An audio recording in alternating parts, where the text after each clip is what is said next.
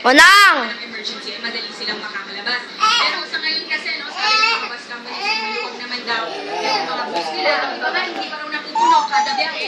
Kaya kung may mga extra baggage, kaya pa naman. Ay, Ate Erwin. Maraming salamat sa iyo, Patricia Mangune. Live mula po yan sa Araneta Bus Terminal. Samantala, pantay, sarado na ng Department of Trade and Industry ang presyo ng mga kandila ngayong bukas. At ang mga mag-overprice ay maharap po sa malaking multa. Christina Lazo, Equine. Unang! Iba't ibang disenyo at higit sa lahat, pwede pang tawaran ang mga tinutindang bulaklak sa lahat. Ngunit simula mamayang gabi hanggang bukas, di na uubra ang discount. Karamihan kasi sa naititinda ay bagong bagsak at mas mataas na ang presyo kumpara sa nauna ng ibinenta. Para makatipid sa gasto sa bulaklak, maagang lumuwas sa Maynila si Levy mula Oriental Mindoro. Bumili siya ng